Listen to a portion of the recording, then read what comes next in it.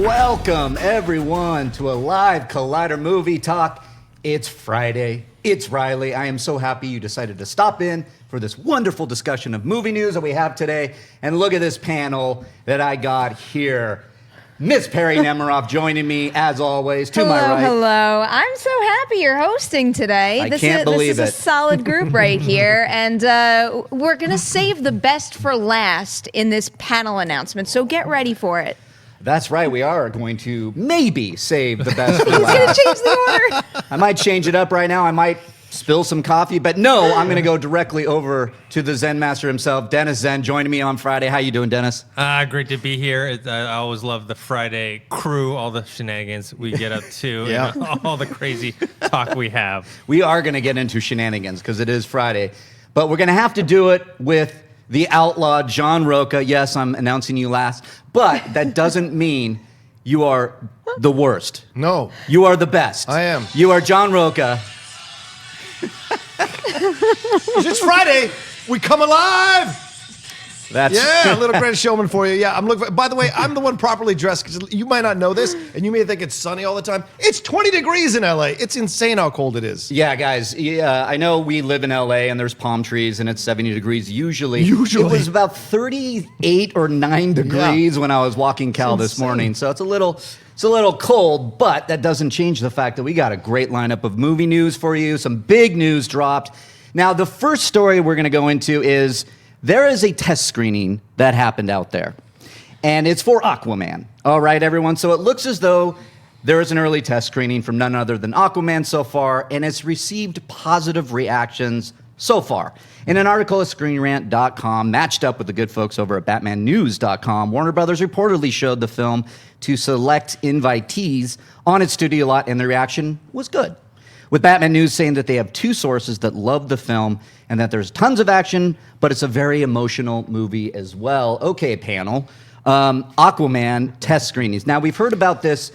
Let's put this into perspective, because Batman News especially, and the site CBR.com, where we saw this article sourced, as well as Screen Rant, they've covered these test screenings with Suicide Squad, with Batman v Superman, and the one that stands out to me is Justice League. Justice League was test screened, and it literally said the reaction was epic. People said it was epic. Let's pump the brakes here on Aquaman. That's my take on it so far. I give so much credit to James Wan. I can see this being absolutely true, that Aquaman is positive.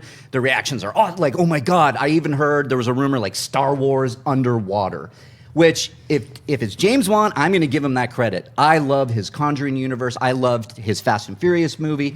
James Wan is a talent. I'm going to go ahead and give Aquaman the benefit of the doubt. However, Perri, do we need to pump the brakes on this with the Aquaman's test screening? Absolutely. What you tend to get out of test screenings are, kind of along the lines of what you'll see in a TV spot or on a poster. And it's that really highly quotable extreme reaction, whether it's one way or the other. And also, when you're talking about test screenings, it's the same thing as tools like Rotten Tomatoes, CinemaScore, tracking reports. In order for those tools, they are all useful in ways, but you need to know how to use them and what they're used for. And with test screenings, especially when we're talking about a test screening for a movie that's coming out in December, this group of people likely saw a very early cut. And great, it's still good that there was a positive response to a very early cut, but things will likely change. And you also have to consider they're getting this great response. Going back to Justice League, that had a huge response, and sometimes movies that go on to win Academy Awards don't get great responses, like, let's say, Gravity. Nobody understood Gravity during that test screening. Look at what happened when that movie came out. Then I think it was Black Swan. I read that Black Swan, so Guardians of the Galaxy Volume 2 was one of the rare few that tested at 100 when they were testing that movie. Right. Black Swan, I think, never tested above a 55. So it just goes to show that, yay, I don't want to take away from the fact that it had a good test screening. It makes me a little hopeful, but don't get too ahead of yourselves, because this does not necessarily say, oh, you are going to love this movie no matter what now. Yeah, let's go the other way on this now. Let's say James Wan, he's had a track record that is pretty stellar as far as critical reaction as well as box office. Dennis, do you think, though, could James Wan have put up a stinker? And this is another example of the DCU, like, getting maybe too many cooks in the kitchen And Aquaman, this is just maybe a push out there to get the positive. I'm not going to call it a leak, but something that is put out there to try to turn the conversation around to get a positive reaction at Aquaman. I don't think so. I think this is probably genuine. It doesn't mean the movie's good or not, but I'm going to hold out hope just because it is James Wan. Also, we don't have any of the kind of the director drama that we had with Justice League. And, you know, in Aquaman 2, even though, yes, it is, they want to make money and have a big push on it, but it isn't like Justice League where, you know, there's that much riding on it. I mean, they have Wonder Woman 2 coming out. That's going to be a hit. I know. For some reason, I want to believe these test screens, even though the ones in the past, you know, we also heard reports that Wonder Woman wasn't any good, and that turned it out to be good. So who knows? And I take offense, Perri, because I was at the Gravity test screening, and and I gave it a positive score. There you go. I wrote down. I saw it with all the like VFX that were like all. Previs, like all that stuff. And I would have been really curious to see that. Yeah, it was cool, and then I watched it opening night as well. So. I love Gravity, but Dennis, you bring up a good point because you bring up Wonder Woman, and we did hear there was like some early test screenings that weren't too good. We heard it was kind of a mess at first, but at the same point, we didn't really hear anything bad happening behind the scenes. Patty Jenkins seemed to have her stuff together. Everything seemed to move smoothly. The same could be said about Aquaman. I haven't heard anything bad. I think everything's been moving, smoothly. The conversation has been about Justice League and that problem, and it's the DCEU. And as you'll see later, when we get to the Batgirl story, directors leaving. We had the Flash director Rick Famuyiwa, he left, and then we had now we have Joss Whedon, which we'll get to, but. Does this, Rocha, is this a sign when we haven't heard anything about Aquaman, behind the scenes, bad stuff, and we have James Wan? Is that a good sign for you? Yeah, it is actually, because I was actually talking to Mark Andreyko last week, and he said, I'm hearing rumblings that it's a fantastic film. So and through his connections at DC, has probably had access to people who've seen it and said the same thing. So when this report came out, I wasn't surprised. And it just reaffirmed that this will probably be a good film. And let's remember, Justice League, Wonder Woman, then Justice League, but Justice League was in that kind of like middle area. Wonder Woman and Aquaman, I think, will be the 2 steps forward. And people who are like using Justice League to show that DC is still messed up, I think their argument is not going to hold water.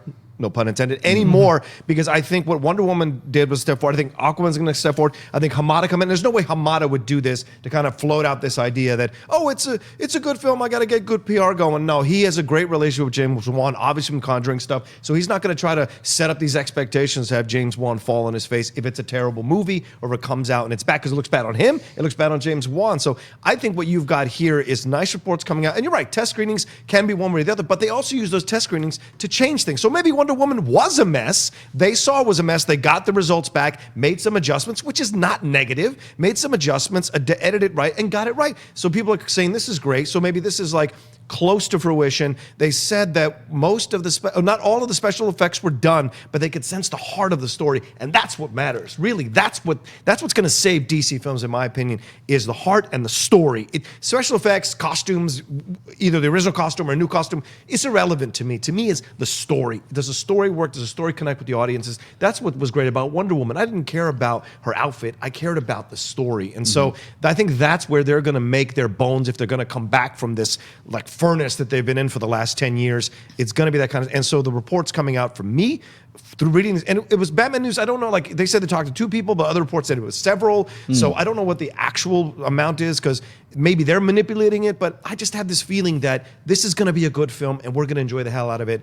And I want to see what Momoa does with this. And I'm excited, and it's a great cast. So I have no doubts, and I think James Wan, like you said, no trouble in the background. So all that bodes well to me. That just like Patty Jenkins, we didn't hear anything. We didn't hear anything about James Wan. So to me, those are good indicators. This is going to be a good film. Well, what's interesting is filming wrapped in October. So of course we could see a cut. We could actually have a cut that they're getting notes on, like you mentioned, Rocha. But to have a shift in leadership in the middle of shooting or the middle of this whole process with Hamada, Perri, does that worry you at all? Does the new regime come in and they look at Aquaman and they go, no, listen, I want this done, and it alters Wan's vision? Now, this is pure speculation, but when there's a shift in leadership, does that do anything to you for this test screening, Perri?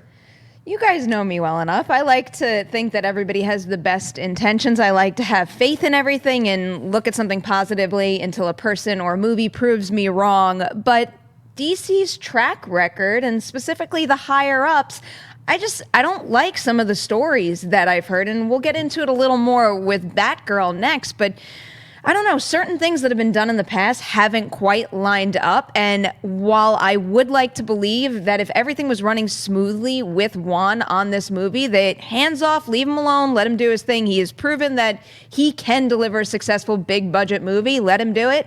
But I don't entirely trust that they won't meddle a little bit. But, if these test screening reactions are accurate, because that's the other thing. We can talk about all the past test screenings, which I believe some of those reports came from actual test screenings where the quotes and things that we had heard were actually written down on whatever card they had to fill out. This is from an outlet that has sources with, let's say, 2 or more people that say they've seen the movie. So we don't know if the same thing they wrote on that card is exactly what they told the outlet. There's just like a lot of gray area in there right now that I'm trying not to get too far ahead of myself. But with the regime change happening right now, yeah, it's in my nature to want to have faith that if they had something good and if they have a talented creative at the helm of the film, they will not touch it and leave it alone. But too many things have been done in the past to suggest otherwise. So I wouldn't be surprised if something like that happened. Yeah. Is there a world, Dennis, where the new regime now looks at their history? Now, Justice League, we know there was a lot of trouble behind the scenes. We know how that turns out. But if you look at Wonder Woman, it's sitting at 92% on Rotten Tomatoes. It's one of the most best reviewed superhero movies of all time. Obviously, it's a blockbuster. Could they look at that and go, you know what? Now that everything's shifting right now, everything's changing. Wow. Whoa. There's a ghost. We're talking about James Wan. Are you there? What just happened? Conjuring. Did anybody hear that? There was like a disembodied voice. What is genuinely scared me. This is freaky. Who's hearing what's this? going on? Who's hearing this? This is amazing. Okay, I lost my train of thought. We're just going to cut it right here. Thanks for joining us on Collider Movie Talk. That was... James Wan, you sorcerer! I see what you're doing. Conjuring, Aquaman, shared universe. I'm down. All right. So my point was, Dennis, at 92% Wonder Woman, could this new regime look at that and go, okay, we had some problems with everything else, but we gave Patty Jenkins the benefit of the doubt, or gave her the keys to the castle and just said, do your movie. Are they doing that with Aquaman based on James Wan's success in the past? I hope so. I mean, it's one of two things. Maybe they are following that example, or two, they were so busy with the drama happening with Justice League. And remember, he was filming in Australia, right? Like, and so maybe they kind of like were too. Their mind was somewhere else, and then while he was filming, it was fine. My concern is, what if the movie is really good from these test screens, and they mess with it, and by the time we get it's a long time between now and when it comes out. Yeah. What if they mess with it so much that it's no longer what it was? Well, what gives me faith with that? Someone like Dennis was in the Gravity test screening to give an honest reaction. They so listened to me. all the notes that said, why aren't there aliens in this? They didn't adhere to that. So thanks for that, Dennis. I'll give you all the credit. Nice. I should get all the credit for everything. Everything good, all the credit to me. Everything bad, Totally. I hope you're at that test screening, Dennis, for Aquaman. Rocha, okay. Wonder Woman stole the show in Batman v Superman. A lot of people said Aquaman stole the show in Justice League. Do you agree with that? You didn't like Aquaman that much? I liked Aquaman in Justice League. I didn't like Wonder Woman in BVS. I've said that over and over again. I liked Affleck's Batman better in BVS than I did her Wonder Woman. But and the people who were going to come or maybe complain about Aquaman, what's the common denominator? Snyder was directing them both. So maybe there's something different here. Juan knows what he's doing with the character. I didn't like Amber Heard in the scenes we got in Justice League. Holy crap. And so I was worried about that. But from what these people are saying in these test screenings, Juan really got it right, has brought the best out of these actors to play these parts. Patrick Wilson's getting rave reviews in these things coming out. The Black Manta is Black Manta, so that's going to be great to see that. So there's a lot coming out. And the rumors are we're going to see the original costume. That the Justice League costume was just a prep costume, and we're going to get the original costume in the film in some version. So that's going to be great to see. So I feel like what you said, Dennis, is right. James Wan's here in Australia. They're all handling this stuff with Justice League over here. Patty Jenkins was off shooting her stuff. They're all handling Justice League BVS stuff here. And they left them alone. And I think that's one of the two positive things that come out of this whole debacle of DCU for the last 10 years. These two directors, they finally understood to leave them alone, let them make them films, maybe occasional notes, and then come out the other side and see what happens. And I think they saw with Patty Jenkins, if they keep to that, they can be successful. And I think they're doing the same thing with James Wan. So I don't tie the Justice League stuff to James Wan. I don't. And I'd be surprised if Hamada wasn't brought on without James Wan encouraging that situation along, saying like, yeah, please bring him on. He's so great. Maybe he might have even suggested him in a board meeting or something. Hey, look at Hamada. He'd be great to come on as an executive. So I would be surprised if Hamada now comes in and starts tinkering with James Wan's film. That'd be surprising to me. Yeah, well, we haven't seen a trailer yet. There is rumor that we're going to get a trailer soon. So I think we'll be able to make a better kind of, we could speculate better once we see the trailer drop. And then, of course, it comes out December 21st. So that'll be our chance to decide. And we'll see if that's going to be the next DCEU movie we're going to get. We're going to see. And that's a long time to wait to see if the DCEU gets back on track, because there's still problems happening over there. Well, if you take this next report from the Hollywood Reporter that says that, yes, Joss Whedon has, in fact, exited Batgirl, which he was writing and slated to direct. He came onto the property almost a year ago in March of 2017 with the hopes of bringing to the big screen a companion to Wonder Woman, which went on to be a massive success. And speaking about the decision to THR, Whedon had this to say. He said, Batgirl is such an exciting project, and Warner's DC such collaborative and supportive partners that it took me months to realize I really didn't have a story. I'm grateful to Jeff and Toby and everyone who was so welcoming when I arrived and so understanding when is there a sexier word for failed? That's just classic Joss Whedon to me when he says, he failed. But, this is from the horse's mouth himself. He is, in a way, he's poking, making fun of himself by saying he failed at not being able to bring a story to Batgirl. Now, Variety updated their story from this, saying that Warner Brothers and Whedon both came to this amicable decision, and that Warner Brothers would like a female director for Batgirl, which I completely agree with. I think that's the way you go. It opens up more jobs for these great women that are now all over the business starting to get these jobs. But, as far as Batgirl goes, Rocha, do you think Whedon leaving, that this Batgirl thing now is dead and it's trouble and it's not going to happen? Oh, no, I don't think that at all. I think they're making all the right moves because they want this to happen. They want to move Whedon. Whedon has become a troubling thing to have. If Justice League had come out and had been successful and great and all the Whedon scenes were awesome, then people would have been like, yes, I can't wait to see his version. But there's been a lot of stuff happening behind the scenes with him that his ex-wife wrote that letter for the Wrap, that column about his stuff. There's people have gone, his Wonder Woman script leaked online last year, and a lot of people on Twitter tore it to pieces. They didn't like that script. They did not like it. It's a 2006 script, so it's thrown. Maybe that mentality from back then through now with the Me Too movement, all the stuff going. There's a lot of changes happening in the industry, the cultural changes that are happening in the world, and so this is not the right guy you want in charge of this stuff. And when they were posting screen grabs of the script, and it's really troubling some of the stuff he writes in there. And also when he was talking about Batgirl, he was quoted saying like, "What's going to make her put the cowl on? Like, what's her damage?" That's exactly what's her damage, and that does not bode well. And women want to see now, and I think the public actually wants to see more three-dimensional characters, female characters, take on these roles. We saw that in Wonder Woman. That's what we want to see. And I think Whedon's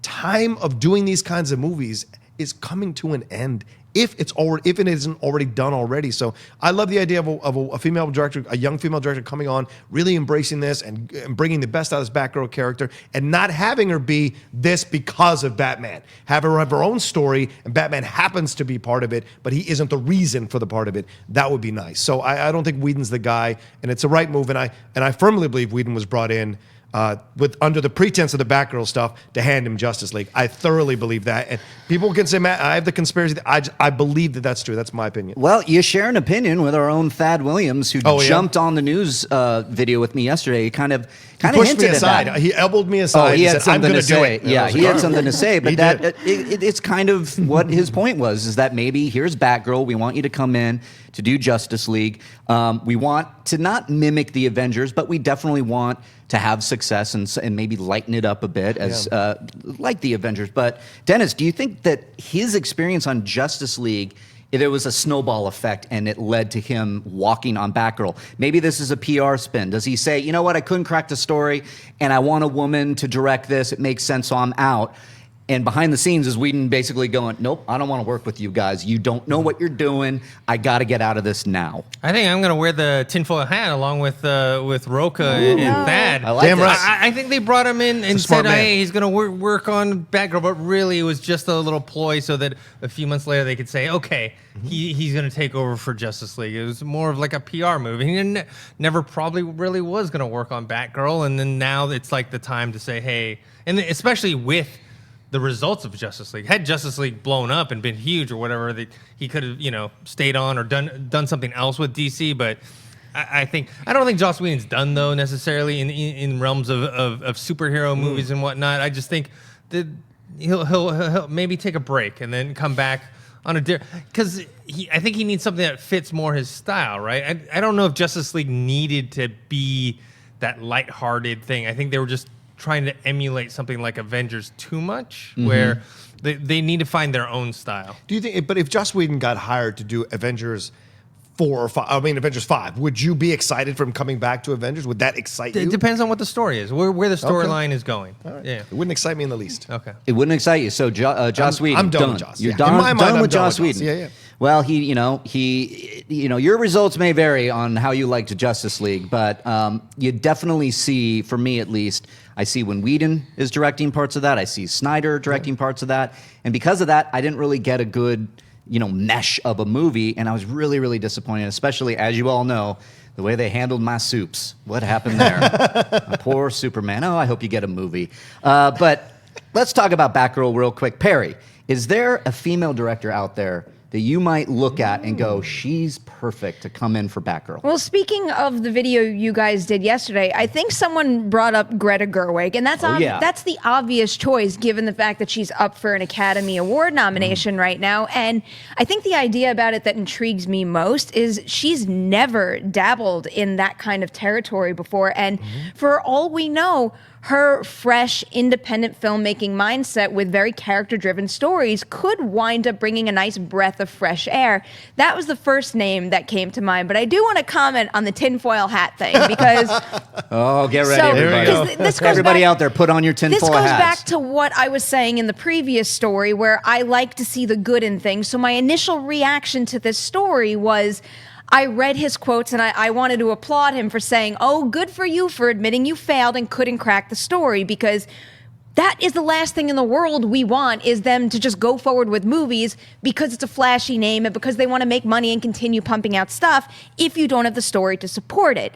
But then I watched that video with Thad and I started to think about what he was saying and I started to piece together the timeline. And given what I've seen and some of the reports on Justice League with getting bonuses and them saying under 2 hours, all that kind of stuff, it isn't that far out of the realm of possibility to me that there might have been some sort of manipulation going on here. And deep down, I don't want to believe it, and I hope we never wind up in one of those situations where someone goes crazy and tweets a story that they know about and they don't feel comfortable saying right now, and later down the line we find out that this sort of manipulation did happen, because I want to have faith so badly in this franchise and in Warner Brothers, and that might crush it. Yeah, but I also think the WB stuff, it's from a different regime.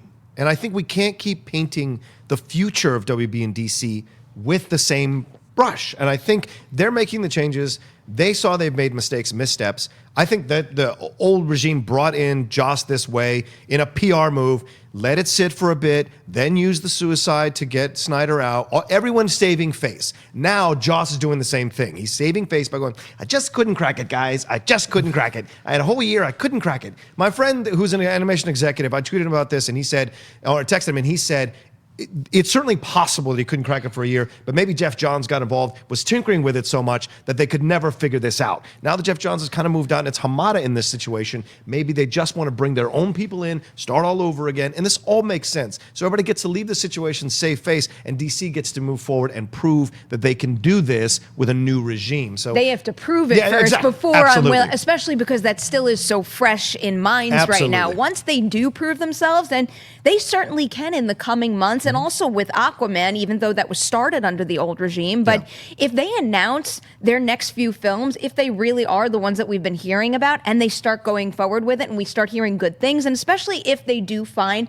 the right director for Batgirl that could spark that kind of excitement along the lines of Wonder Woman and Black Panther. They have the ability to do it. They have to reestablish the trust and the foundation. And if they use that as a springboard and take off, that could be the game changer we need. Look, Snyder reported the May 1st thing with Joker, and I like the idea of Catherine Bigelow possibly doing Catherine Batgirl. Bigelow, Right? I thought of her. I would love to see her do a superhero movie. And Batgirl, I mean, I think she could knock it out of the park. That's a good call. But what I really noticed with this story, whether it's Whedon doing this on his own, whether it's WB saying get the heck out of here, is that there's a change happening, and it could bode well. We have John Francis Daley and Jonathan Goldstein doing Flashpoint, and their game night is now coming out, and it's getting great reviews. And those are different directors. Those are comedy directors that we've seen do this before. Like the Russo brothers came in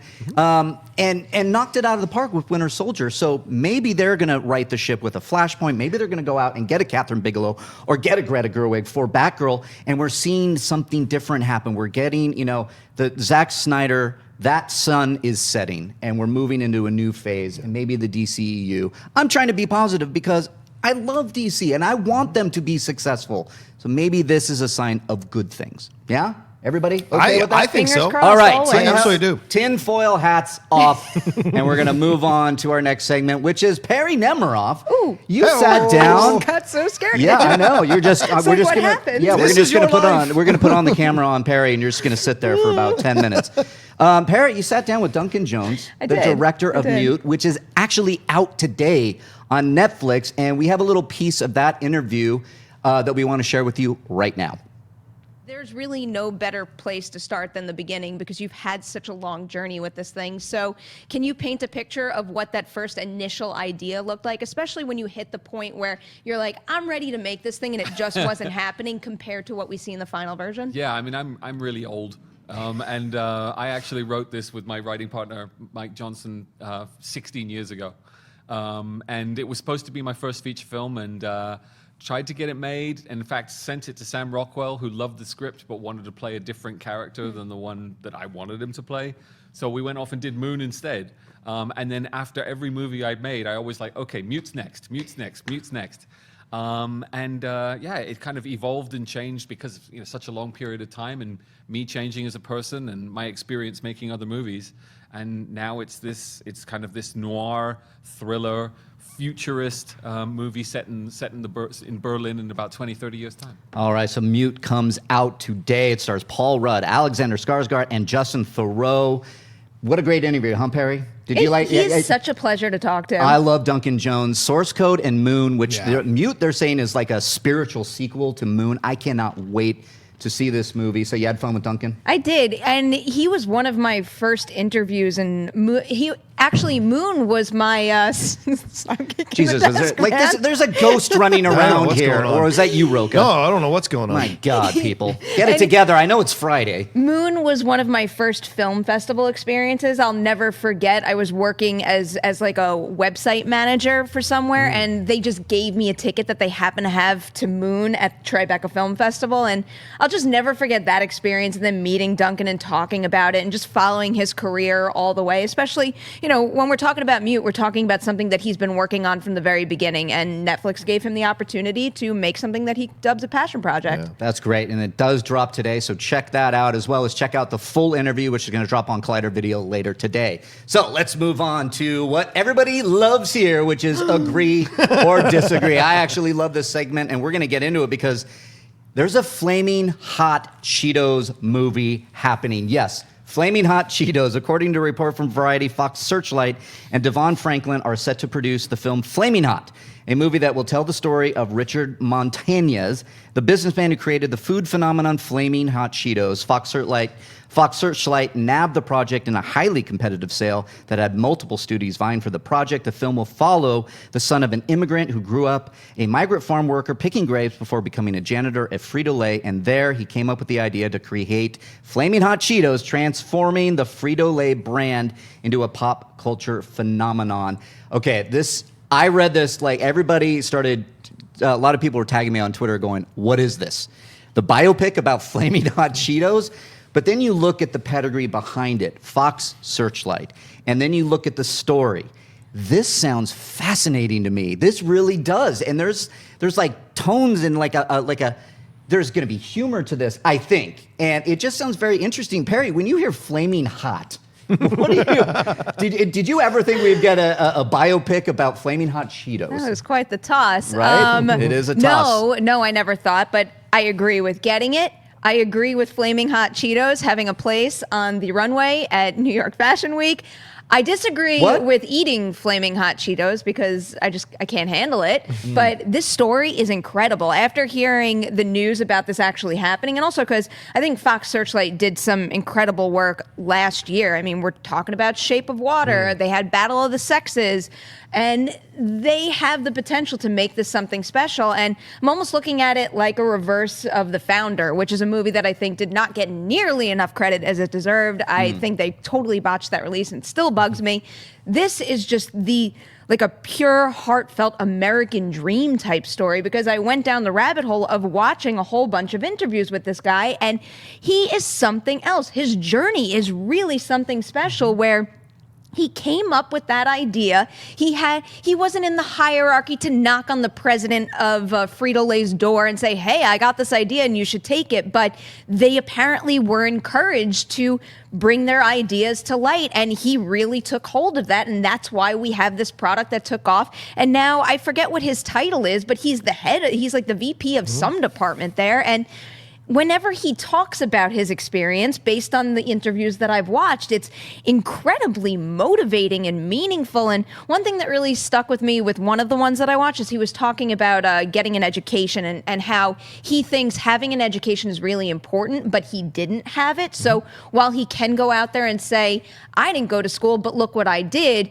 he spins it on his head and he says, if you don't have the luxury to have that kind of experience, you could still make the most of it. So I just like his thought process, and I think this could wind up being a really nice mix of a fun and moving and meaningful adaptation of his story. Well, you really did kind of nail it on the head. It is an American dream. It is a really motivational story. So it begs the question, are we going to see this come Oscar time, depending on who you cast, depending on who you get as a director? We don't have a director yet. So Rocha, do you agree or disagree that you think that this could actually be some Oscar nominations in its future? Well, I think it's certainly possible. It's if they do this right, why not? And you know, like Perri touched on his story, it's a really powerful story. I mean, he's an immigrant. It was a son of immigrants. He couldn't speak English. He left school because he couldn't speak English. He felt so excommunicated because all the kids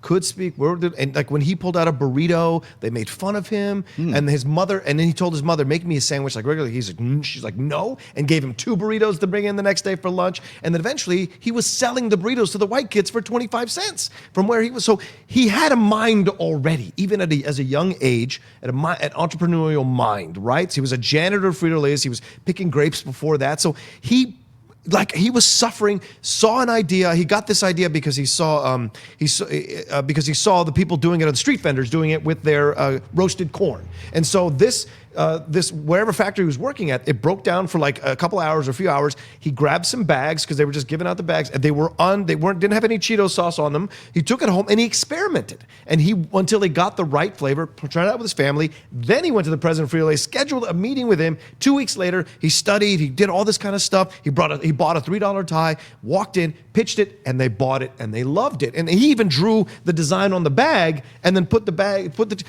it's very much an American American dream story, regardless of heritage, regardless of how he got to this country, regardless white, black, Latino, whatever. It doesn't matter. It's an American dream story. He was a janitor who's now a VP at the company he was a janitor at. Why wouldn't you tell that story? Why wouldn't that be Oscar bait? And why wouldn't you find really strong actors? And the writer is the guy who did October Sky. I love that movie. A lot of people talked about that movie, possible consideration that year. So to me, there's a lot, and Fox Searchlight. So there's a lot of factors in this that if you do it right, could very well be an uplifting story. And it's time we had more fare that appeals to the Latino population, because 18% of us went to see Black Panther, 37% Black, 36% Caucasian. So we are a powerful force. And so you have to make these films, they cater to everyone. Yeah. Even though it's got a Latino lead, it can cater to everyone, because who doesn't want to be that vice president when they were once a janitor? It's an underdog story. It is an underdog story, and you mentioned the writer October Sky, Louis Kolick. He was nominated for a WGA award, and some of the other movies he's done, Ladder 49, he's signed up for Chicken Soup for the Soul, Beyond the Sea, Ghosts of Mississippi. Yeah. There's a lot of really good, projects under his belt. So, Dennis, agree or disagree though on this? Is the director the most important person to get now in order to look at an Oscar nomination later? I think the director's the most important, and then the lead actor is second most important. But I also want to know where I can get burritos for 25 cents. Well, this seems like a pretty good deal. It's back in the 60s. Okay. I mean, you know. Okay. Yeah. When I first heard this story, when I heard it was like Flaming Hot, I was like, "What? They're gonna like animate the Cheetos, and there's gonna be like a Sausage animated party. movie about them?" And I was like, "That's crazy." But then when I actually read the story, I was like, "Okay, yes, this is kind of like the Founder story, but with a better ending to it." Which I also agree, Perri. The Founder, I thought, was a very good movie that was underrated. That they released in like August or something like that. It was a really bad time for them to release that film. It also reminds me, I was talking earlier before we started the show, like there's an episode of The Wire where they have this conversation. It has actual Michael B. Jordan in it, where he's like talking to his guys. He's talking to his boss, and he's eating chicken nuggets and talking about, man, the guy who created chicken nuggets must be rich.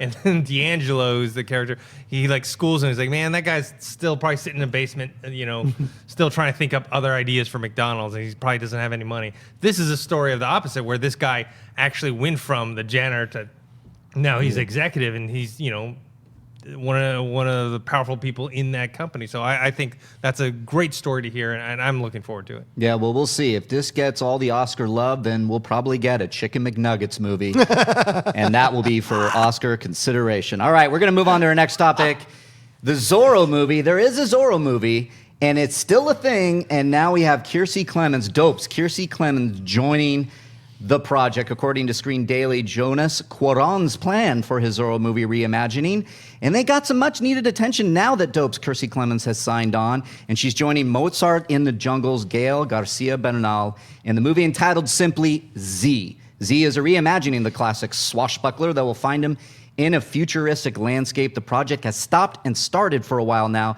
when it was previously planned to start shooting in both the summer and then the fall of 2016. But now with Clemons on board, guys, are we finally going to see Z hit the big screen? Z is a futuristic landscape. It's like, we've heard post-apocalyptic. I like the idea of a futuristic Zorro movie, but I don't know, because based on all this back and forth stuff, Perri, do you agree or disagree that Kiersey Clemons is now going to guarantee this a green light? Ooh, that's a challenging question. Good, I'm glad. I'm doing my job then.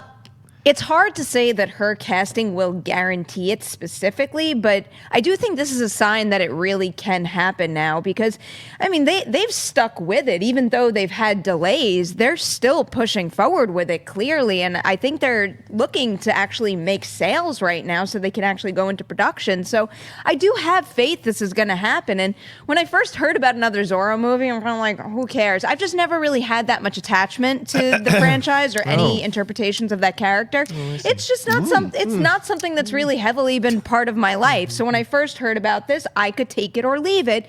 I started to hear little things and people getting involved, and my interest has slowly risen and risen and risen. And with Kiersey Clemons coming on board now, it's going up even higher, where I'm kind of rooting for the project now to happen. She's fantastic. If you haven't seen Dope, go watch Dope already. And I was bummed because I was looking forward to seeing her in Flatliners, and Flatliners sucked, so there was that. But yeah, I'm definitely rooting for this project more and more every day. And I if I had to make a bet right now, I would probably bet on it happening. Well, we have Alfonso Cuarón's son doing this, and he's a writer, he's a producer, he's a director now, and this is going to be one of his, I believe, one of his first projects, a big project. So, Rocha, agree or disagree that the fact that he is Alfonso's son, is this a good sign that this movie will happen and is in good hands? Absolutely. I think so. If you haven't seen Desierto, which is his film that he did a few years ago, it's fantastic. Really good. And Cuarón, and there's rumors that he is going to do the Cyborg movie if they do it. So he is involved in this. So you've got two DCU people involved is your here. tinfoil hat on right now, or is that I'm telling fact? you the truth. I'm telling you the truth. Okay, I like that. Yeah, because Kiersey obviously was cut out of Justice League. She's going to be in Flashpoint. So you got these people roaming around. Once again, new regime, new people. There's possibilities here for going back to the other story. But to me, this makes me very happy because I do want a Latino directing this. And Zorro has been part of my life since I was born. So to me, a reverse to Perri, like, because she has Power Rangers, I have Zorro. And so for me, that, I didn't care about a Power Rangers movie. Did we really need one? But so with Zorro, though, I like this idea, but it's post-apocalyptic. That's what makes it exciting. I love the Banderas first film. The sequel is kind of but I love the George Hamilton old one, Zorro the Gay Blade from the 80s. So there's a lot you can do with Zorro, and obviously the classic ones. But this post-apocalyptic thing is so exciting to me. And Cuarón, being the son of Alfonso Cuarón, who can do these kind of like really interesting approaches to film that kind of explore the darkness, kind of explore kind of being a loner. I think there's a lot of elements here that makes me happy that Cuarón's involved in this. And Bernal's been attached to it for like 6 years. So he has faith in this project. And I think you're right, Perri. Why would she sign to it if they're not going to do it? So to me, this seems like this is going to fast track it even more so now, and the name Cuarón is going to get people excited to see this thing. And I look forward to it. Why not a post-apocalyptic Zorro? What are you going to show me? Once again, you've got, because Zorro wouldn't exist nowadays, so you can't do a period piece and go backwards. You can go forwards to a time where, again, it's all dust and sand and people are struggling and there's warlords and people are paying taxes. So you can play the Zorro beats in a post-apocalyptic world. Well, it begs the question, why not just remake Zorro and put it like in the time period that it was? Like, why do we need to do like a spin, put it in a post-apocalyptic world? So, Dennis, I'm going to put it to you with this. Agree or disagree that they should have just rebooted Zorro and not have done the futuristic landscape? I disagree. I do think they should take this route because I do like The Mask of Zorro, the one with Antonio Banderas, Catherine Zeta-Jones, and Anthony Hopkins. But I think you're not going to get the fans excited about this movie if you're going to say, hey, we're just going to reboot Zorro. Unfortunately, I just don't think the audience today is really clamoring for something like that. But on the other hand, you set it into a science fiction setting in the future, a post-apocalyptic world, that gets people a little more excited. The visuals alone, when they see, let's say, the trailer, go, okay, cool. And they're calling it Z. They're not calling it Zorro. So it's just a futuristic take on it. So a lot of people may not even know it's a Zorro movie, right? So I think that's the whole plan behind it. Yeah, well, we're going to see if it works or not. I personally like it, but it also begs the question, with some of these movies, do we need to put them in post-apocalyptic landscapes to get people excited? Like, for instance, should we do Rush Hour 4 in the future, post-apocalyptic? Because that was the greatest segue of all time. I mean, the greatest. No, actually, that was the worst, because we are going to talk about Rush Hour 4, because I don't know how you can possibly do a Rush Hour 4 without setting it in post-apocalyptic, because I thought it was dead. But according to Chris Tucker, in a recent appearance at ESPN, Chris Tucker commented on the long-rumored fourth movie in the Rush Hour franchise, stating that he is, in fact, anxious to get it off the ground, and he said, it's happening. It's happening. This is going to be the rush of all rushes. Jackie is ready, and we want to do this so that people don't ever forget it. The reason I put it in the post-apocalyptic world is because his comments, I did forget about Rush Hour.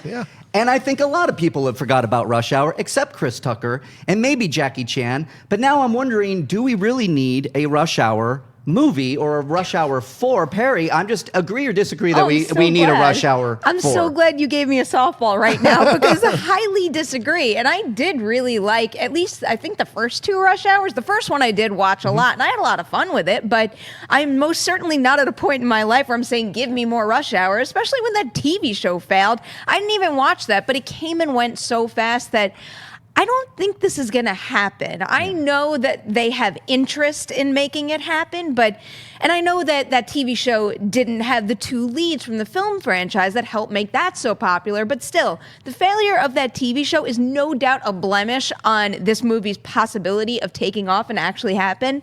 I bet you anything we get a couple more quotes where they're saying, oh, it's going to happen, we're going to shoot it on this day, and then all of a sudden the whole thing falls apart and we never hear about it again. Well, you bring up that, there's been a lot of, I'm looking at some of the notes in here, and Jackie Chan actually spoke to Power 106 last year, and he said, we've been turning down script after script.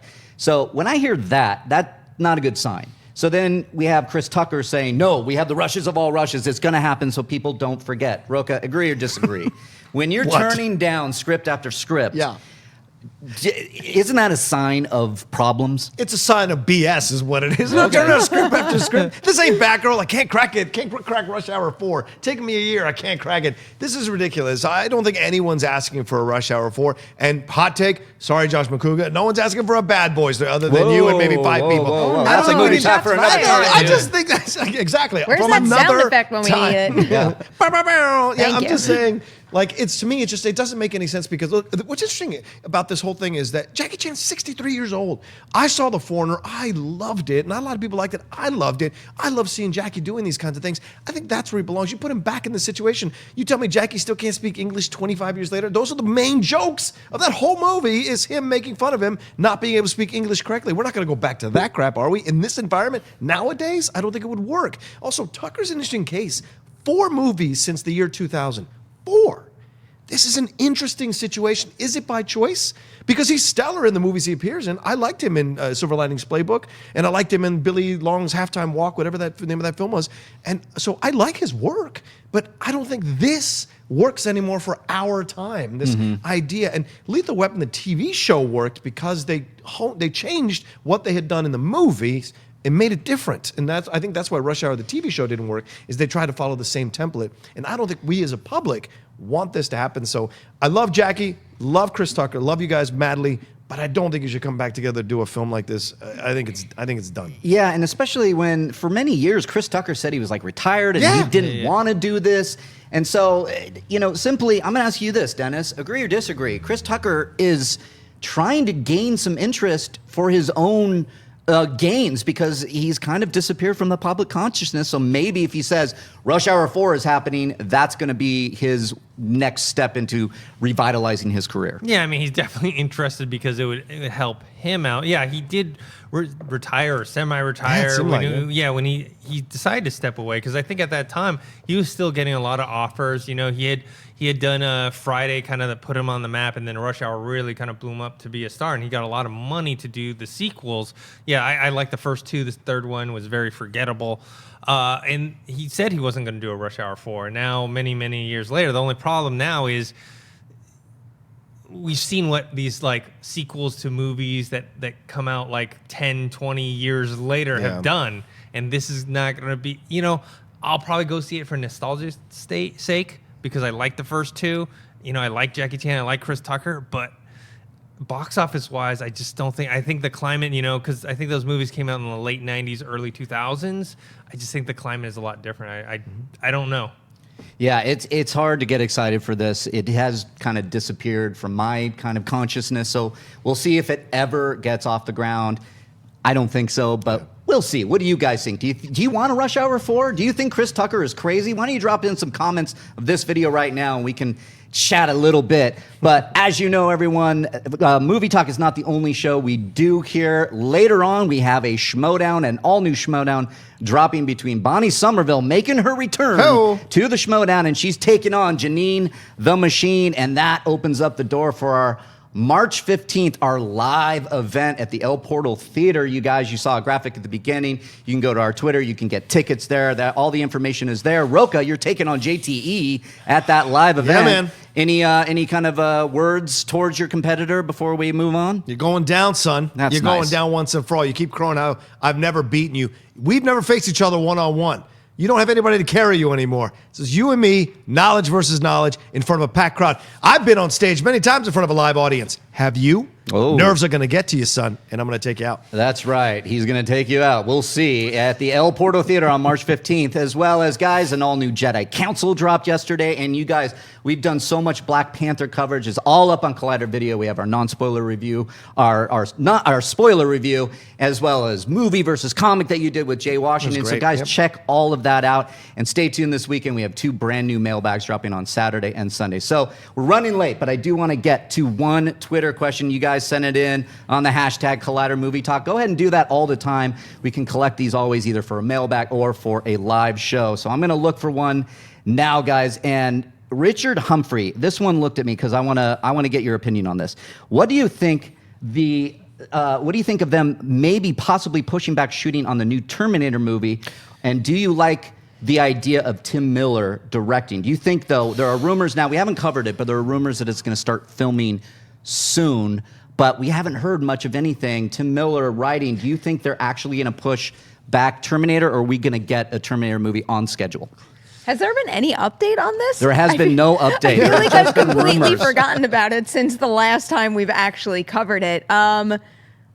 Yeah, I honestly, I don't know what's going on. I imagine if we aren't hearing anything, they are likely gearing up to make some sort of announcement or decision, but I haven't heard anything recently that would make me believe that things are not on track at this point. Yeah, I'm excited for a Terminator movie with Tim Miller. Arnold Schwarzenegger's back. Linda Hamilton is back. But the last news we heard was September 2017, where they dated it for a 2019 release, July 26, 2019. Okay, we haven't heard anything at all. And that's a release date that we're coming up on Galloping Horses. So, Rocha, do you actually think they're going to push this date? These people are getting older. Yeah. So the last thing you want to do is push it. And I wish Schwarzenegger would stop coming back to this franchise. Yeah. Here's my 2 thoughts. One, I don't ever need another Terminator movie. I really don't, because every subsequent one destroys the love I have for the first 2 films that much more. First 2 films that much more. But if you're going to bring Tim Miller in, and then that excites me to do a Terminator. If he's going to do what they're doing with the Halloween movie, which is making it a, what do they call that? A Retcon. Yeah, spiritual. they kind of forget sequel? all the sequels and they Right. just jump Yeah. off of, like, So in this that's- case. That'll be fine. Go from two and say this is the actual sequel to 2 and play it out. And then it doesn't matter if they're older, because then you could go back in time to a different time where they think they're older. They think they can be beat because they're older. They won't be able to fight back maybe as strongly. So that I could accept. And Tim Miller, I think, would really find the guts and the bones of this thing that made people love it in the first film and enjoy it in the second film. Dennis, do you want a Terminator movie, a new Terminator movie with this crew, retconning kind of things, starting at Terminator 2? Have you heard anything, but do you want it? Yeah, I do want it. Okay. I love the Terminator franchise. Yes, the first 2 are the best, but I also really love the television series that Yeah. actually Oh, Lena yeah. Headey would Sure. be on. Sure. So with Tim Miller at the helm, I'm excited. I like what he did with Deadpool. We did a comic book shopping with him. Yeah. Really cool guy, very smart guy. He knows what he's doing. So I trust him. Yeah. I'm on the fence on this. With Cameron back, though, it gives me a little bit of hope. I like the idea of bringing Linda Hamilton back, Yeah. and people brought up, you brought up Halloween.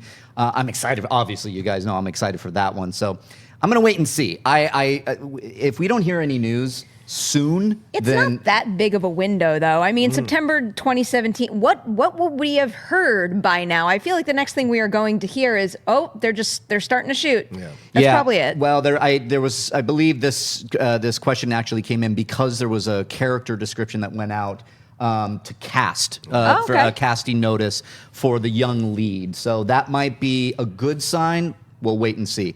But that's going to do it here on this Friday for Collider Movie Talk. Guys, thanks so much for joining us today. It's awesome to get your question. See you in the live chat. We're going to go around the table real quick. Perri, where can the good folks find you? P. Nemiroff on Twitter and Instagram. All right, Dennis Tzeng. You can find me on Twitter at ThinkHero, Instagram Dennis.tzng. All right, and when you're not yelling at JTE, John Rocha, where can they find you? Find me at The Rocha Says on Twitter and on Instagram. New episode of Cinephiles today. We're doing The Birdcage. Go find it on iTunes, please. Oh my God, I love The Birdcage. And I am at Reilly Round on Twitter and Instagram. Guys, thanks for giving me some love on this hosting day, on this fine Friday. And stay tuned for all the good stuff we have coming on Collider Video. We'll see you on Monday for another live Collider Movie Talk. Hey everybody, Mark Ellis here. Thanks for watching this episode of Collider Movie Talk. You want to watch more? Then click up here, or you can click right here for more great content from Collider. And if you haven't subscribed to Collider Video, do so right now and share this vid with your friends. Thanks for watching.